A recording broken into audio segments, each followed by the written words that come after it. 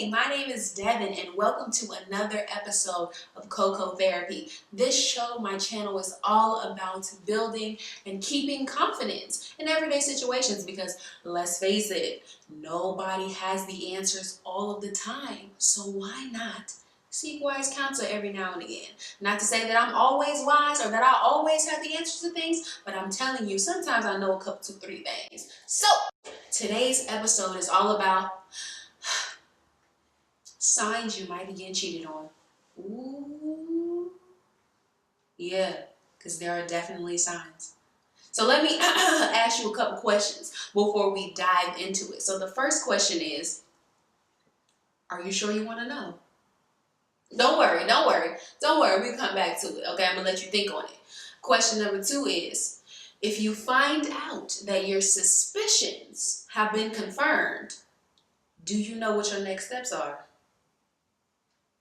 Don't worry. We're gonna circle back down to that too. We're gonna circle back around to those 2 questions. Okay, so for the signs you might be getting cheated on. Ready? Sign number 1. Phone face down all the time. Now, I personally walk into a room and just throw my phone anywhere because, you know what I'm saying, I ain't cheating on nobody, so I'm not really worried about if you see a text message pop up or not. But if I walk into a room with a significant other and every single time we're together, my phone, I gotta make sure that phone is face down. There are probably some things that that significant other doesn't want you to see, right? Yeah.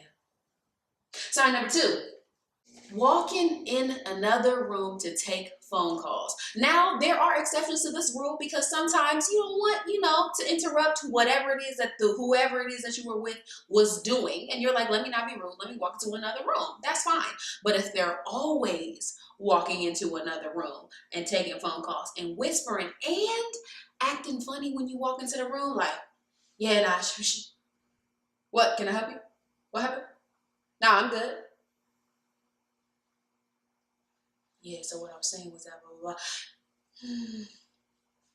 Signs are that you're probably getting cheated on. Sign number 3, número 3, very important. The story that they tell you just doesn't add up. And I say it just doesn't add up because 1 + 1 is always going to equal 2, okay? Now, if he tells you or she tells you, because I don't want to assume that only men cheat, and I don't want to assume that only women cheat. So let's say whoever the person is telling you a story, and they're like, yeah, some crazy stuff happened this weekend with me and the boys or me and the girls and blah, blah, blah. And you're like, oh, okay, well, you know what I'm saying? What happened? Oh, yeah, we did this and then we came home.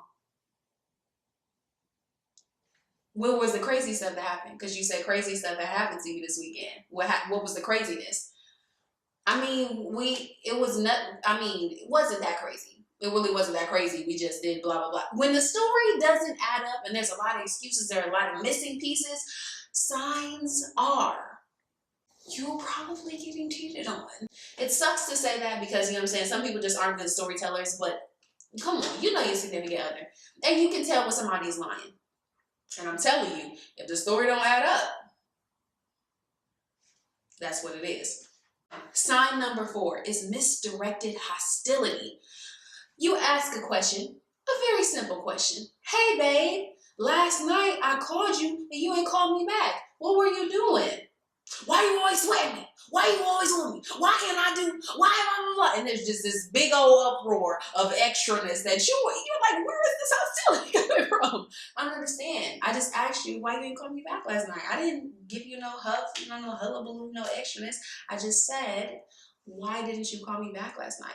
If they give you a whole bunch of extraness when you just ask a simple question, signs show that you might be getting cheated on. And for the 5th most obvious sign is blatant disrespect.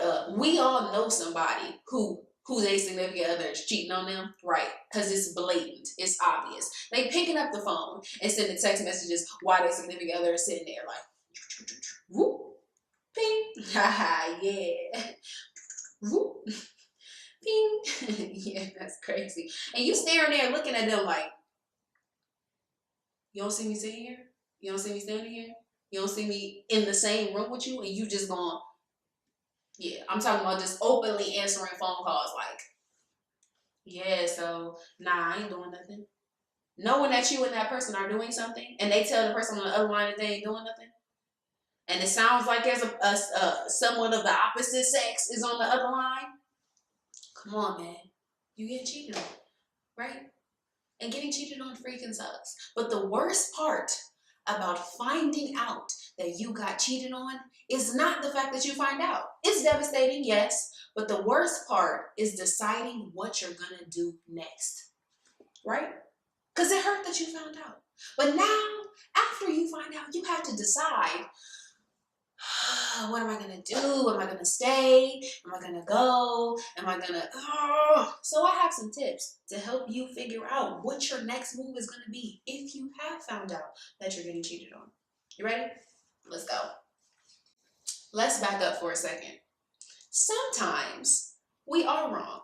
Sometimes we do think that our significant other is cheating on us, and they fit the criteria of the list that I just said, and they're still not cheating on you. They just have very suspicious behavior. So let's say, in fact, you do find out that your significant other is not cheating on you, right? So what are you going to do? What's your next move? One, you should have a conversation about what your triggers are. You should tell them the behaviors that he or she is doing is causing you to feel like they are doing X, Y, and Z. Now, that's not to say that that person needs to change their behavior, but it's something that you need to be aware of for yourself. You need to be aware of what your triggers are so that you're not jumping to conclusions, you're not jumping down folks' throats, and you don't really need to.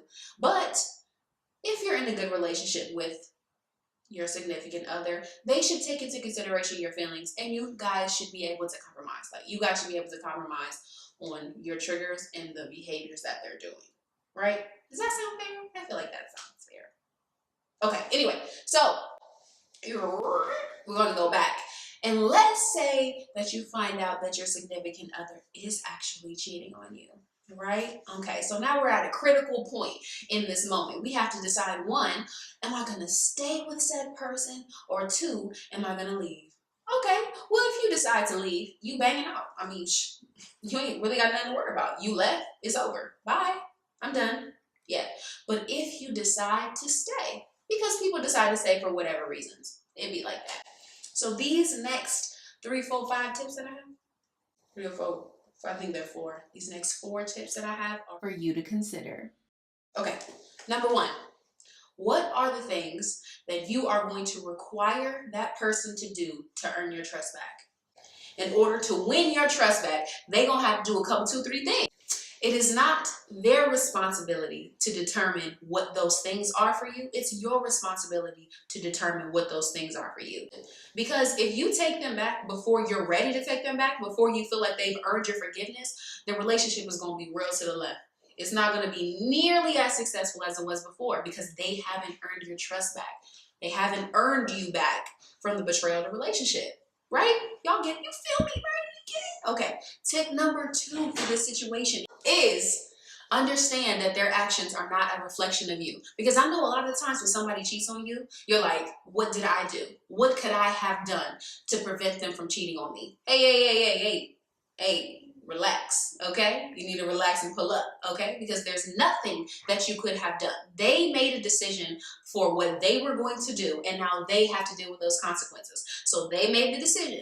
They reached out to the person. They allowed that person to come into their life. They allowed for the conversation to continue. They allowed the meetup. They allowed the precursor before the actual situation. You know what I'm saying? There were multiple points before the actual intercourse or the cheat or whatever it was for them to have stopped and taken you into consideration. So don't think, oh my God, what could I have done? Because this person is responsible for whatever it is that they did and have to deal with those consequences. So don't count it against your heart if you decide that you want to stay with them.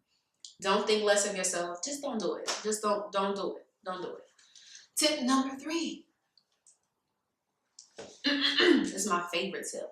If you want revenge, don't ever talk to that person ever again. It's really just that simple. If you really want to hurt somebody's feelings and they cheated on you and they want to get you back and they want to have another shot at the relationship and you're just like, nah, I'm good. Don't ever talk to that person again. They can show up at your house. They can show up at your job. You just got to be like, bro, no. It's a no. It's a no for me. Yep, because that's gonna hurt them real bad. So tip number 4. It's more like inspirational words, right? We're having some somber, soft music right now. I really want to zoom in really close to my face so that you understand what I'm saying. Know that you are worthy of a faithful companion, right? You are. You're worthy of having somebody cherish you enough to want to respect the relationship that you are in, to respect you enough to not cheat on you or to leave the relationship in its entirety if they find that they want to do something else outside of the relationship. Know that you're worthy of that, and you are allowed to have that, and you are allowed to expect that of your significant other. And if you still feel unappreciated after you took their cheating behind back, please understand that maybe you need to reevaluate your priorities, and maybe that's not the person for you, and that's okay, because heartbreak is, real hard to get over, and it's hard to let that person go. But sometimes if you're not being appreciated and they cheating on you, cheating, not cheated, cheating on you, yeah, you should probably let that go. Yep. Okay, well, that's it for me today. I mean, I know I ended it on a deep note just now, but that's, what I'm saying, that's the end of it for me today, because cheating is serious sometimes, except when you do it a little bit or a lot. Never mind. You know what? Like, comment, subscribe, share, talk to me. Tell me if the tips or the advice that I gave you is helpful. Tell me if, he was cheating on you. I mean, she was cheating on you. I mean, because never mind. Just good night. Yep.